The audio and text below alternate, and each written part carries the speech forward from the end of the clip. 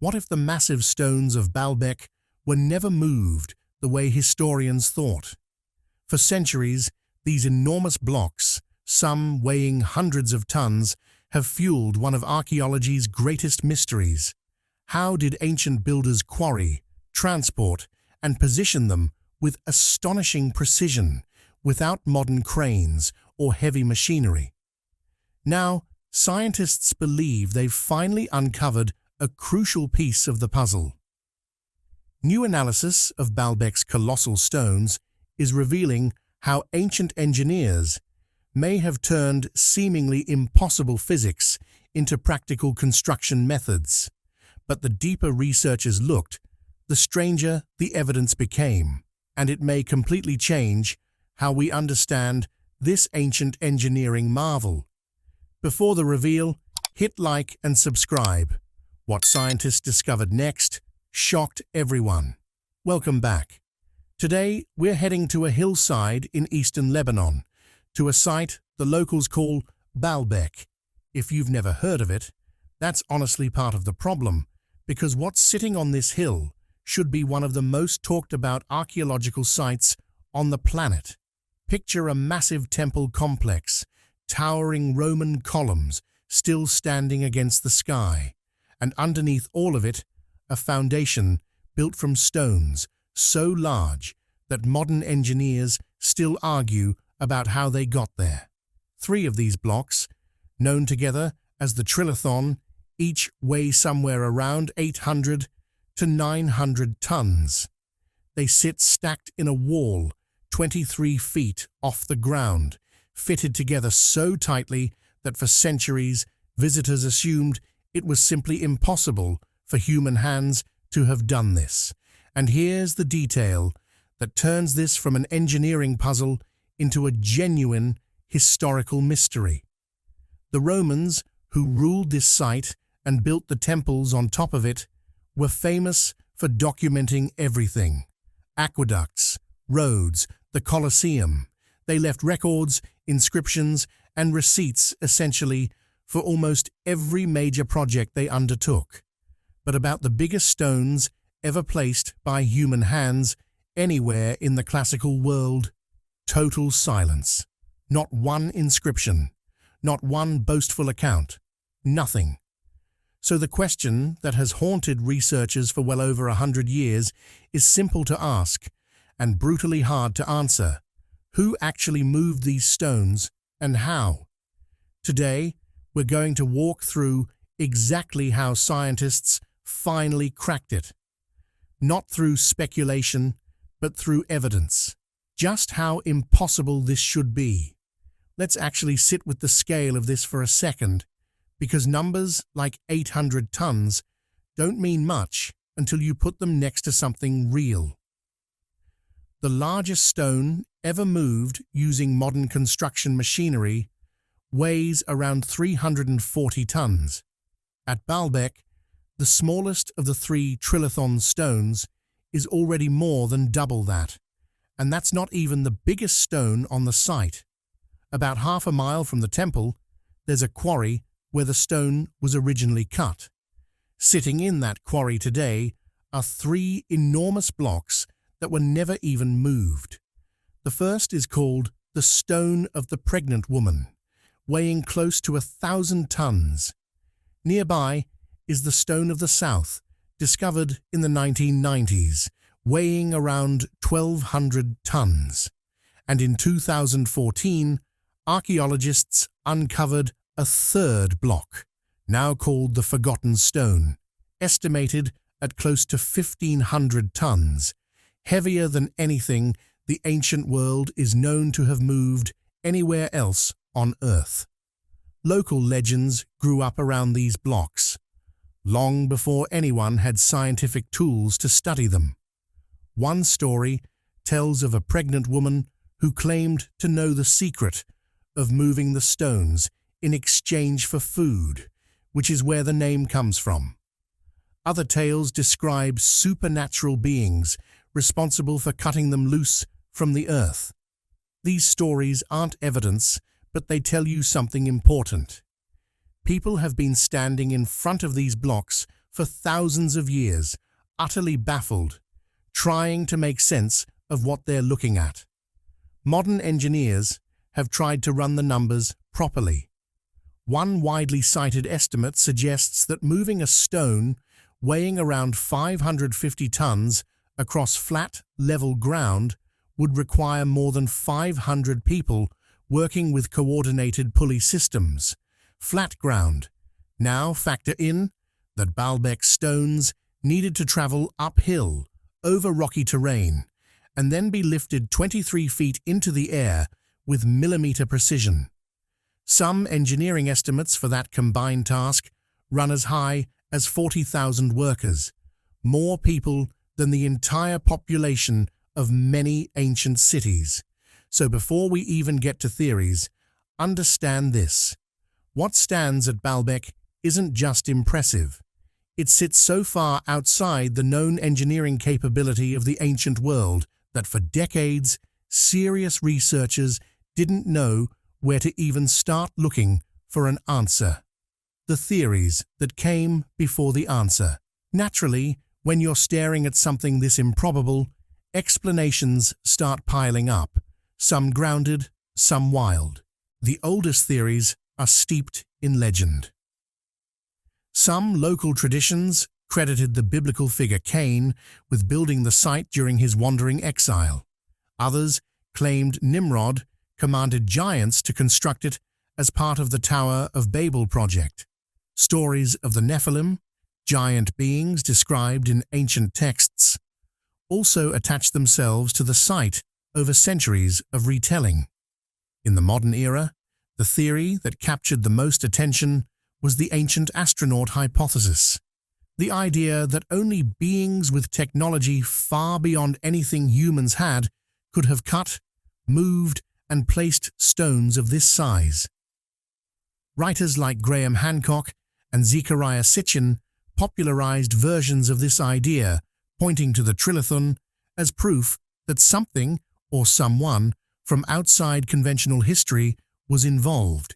It's a compelling story, but here's the problem. It doesn't actually explain anything. Saying aliens did it isn't an explanation. It's a way of avoiding the question. And when researchers looked closely at the stones themselves, they found something the ancient astronaut theory conveniently ignores: chisel marks. Clear, unmistakable tool marks carved by hand, consistent with known ancient quarrying techniques. This is physical evidence of human labor, not evidence of something else. So skeptics pushed back with a more grounded explanation: Roman engineering. And to be fair, the Romans were extraordinary builders. They had sophisticated crane systems. They understood pulleys and capstans, and there's no shortage of evidence for their engineering brilliance across the empire. But here's where the math falls apart completely. Even the most advanced Roman cranes on record, machines using multiple pulleys, tread wheels, and teams of workers, topped out at lifting around 6 tons. Baalbek stones weigh over 800 tons. That's more than 100 times beyond what the best documented Roman machinery could handle. So neither the supernatural theories nor the standard "the Romans did it with their known tools" theory actually closes the gap. That's exactly the point where this mystery sat, unresolved, for the better part of a century. Until researchers stopped asking, who could have done this, and started asking a completely different question: what does the stone itself tell us? Where the real investigation began. The scientific story of Baalbek doesn't start with headlines. It starts in 1898, when Kaiser Wilhelm II of Germany visited the site. His visit triggered a formal excavation that ran until 1904, and it was the first time anyone approached Baalbek with real archaeological method instead of just admiration and guesswork. What they found beneath the temple floor rewrote the site's timeline entirely.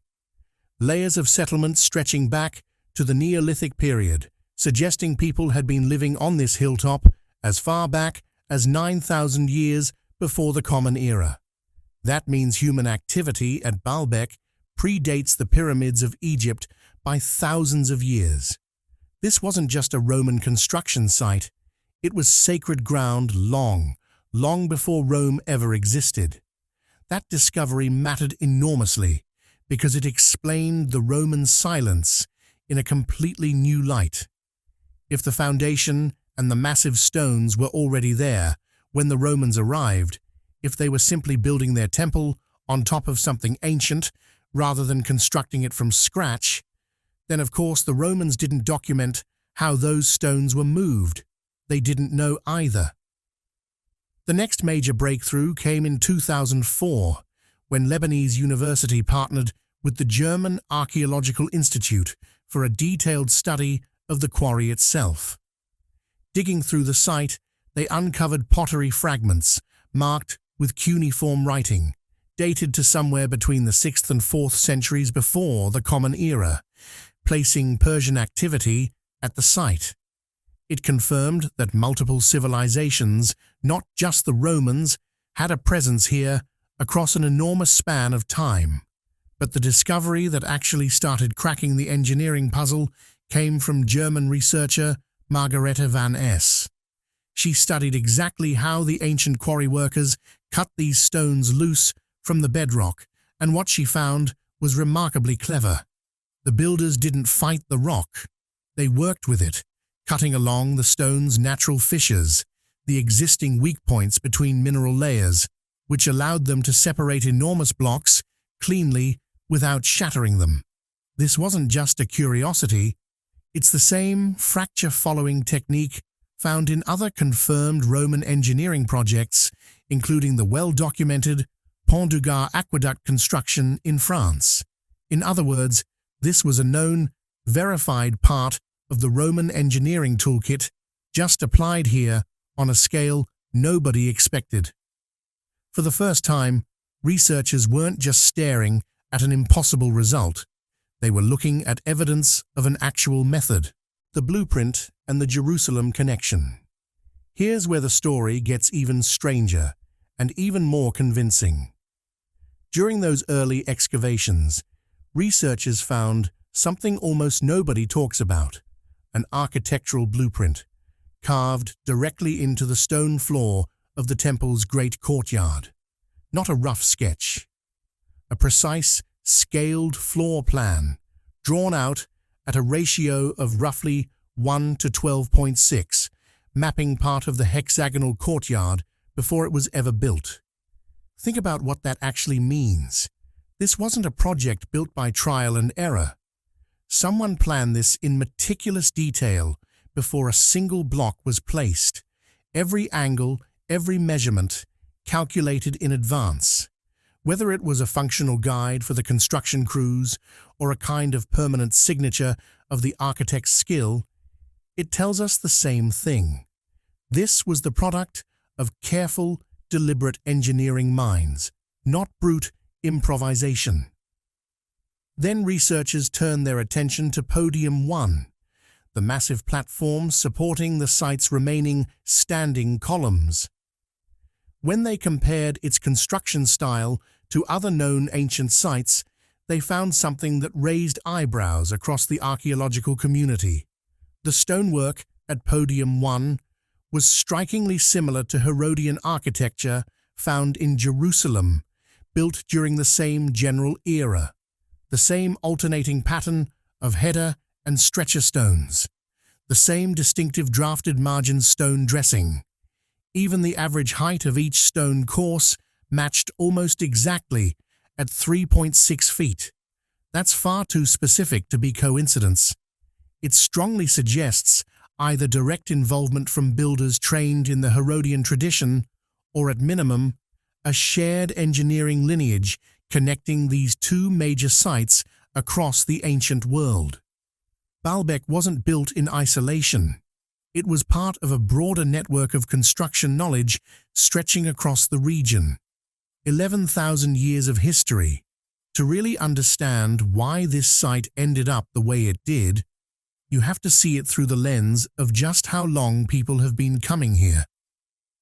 Evidence puts human settlement at Baalbek back to roughly 9,000 years before the Common Era, making this one of the longest continuously significant locations in human history. The name itself likely comes from Baalbek, meaning Lord of the Source, a reference to a natural spring that made this hilltop valuable long before anyone thought about temples. Around 3200 BCE, the Phoenicians established a major temple complex here, dedicated to the gods Baal and Astarte.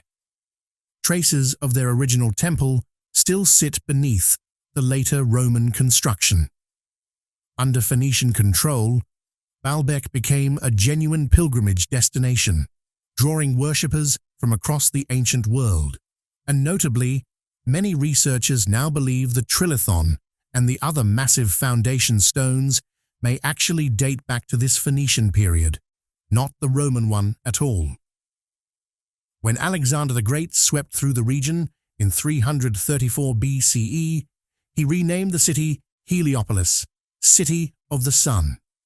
But it was the Romans who truly transformed the site into what still stands today.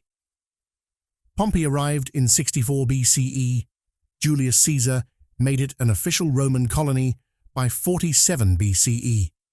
And under Emperor Augustus, around 16 BCE, the largest construction campaign in the site's history began, eventually stretching across the reigns of Nero, Antoninus Pius, and the Severan dynasty, who completed the Temple of Venus in the 3rd century.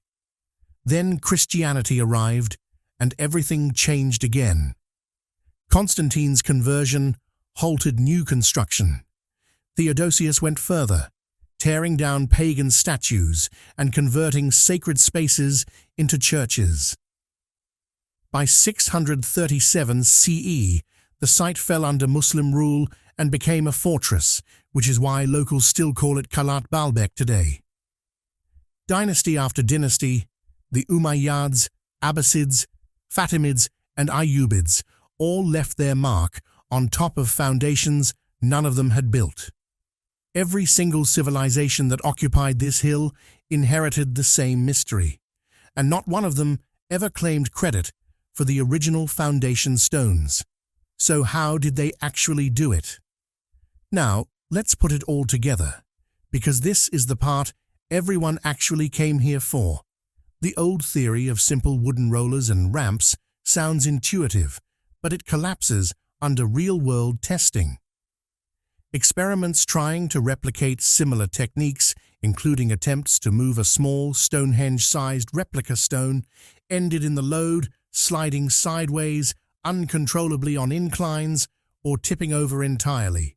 Now imagine that same instability, but with a block hundreds of times heavier on rocky, uneven, uphill terrain. It simply doesn't scale. Standard Roman crane technology, as impressive as it was, also doesn't close the gap. Their strongest documented machines couldn't lift more than about 6 tons. Baalbek's smallest major stone is well over 100 times that weight.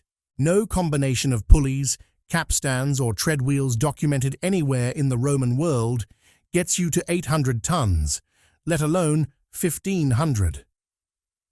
So here's what the combined modern evidence actually points to, and it's far more interesting than either extreme. First, the fissure-cutting technique Margaret van Es identified tells us these builders had a sophisticated understanding of the stone itself, extracting massive intact blocks by working with natural weaknesses in the rock rather than brute forcing through it. That's not a minor detail. It's the difference between attempting the impossible and making the difficult merely very, very hard. Second, rather than lifting these stones with cranes at all, the leading engineering explanation now points to a method used at other megalithic sites worldwide, building the ramp up around the stone as it moved, rather than lifting the stone up to height. Instead of hoisting 800 tons 23 feet into the air, workers may have moved the stones on a gradually rising earthen ramp, using sledges, lubricated wooden tracks, and enormous coordinated labor forces, essentially walking the stone uphill to the height it needed to be, then removing the ramp material once the stone was seated in place. Third, the sheer number of workers required, estimated in the tens of thousands, aligns with what we now know about organized ancient labor forces at similarly ambitious sites, when combined with careful engineering planning, evidenced by that carved blueprint we talked about earlier. This wasn't improvisation. This was a planned, resourced, generational construction project. Put it all together, and the picture that emerges isn't aliens, and it isn't lost magical technology. It's something arguably more impressive, an ancient civilization, likely Phoenician in origin and later built upon by Roman engineers, that combined precise geological knowledge, meticulous architectural planning, and a labor force numbering in the tens of thousands to accomplish something that still, thousands of years later, borders on what we consider structurally reasonable. The stones at Baalbek weren't moved by beings beyond human capability. They were moved by human beings who understood their environment, their materials, and their own capacity for coordinated effort better than almost any culture in recorded history.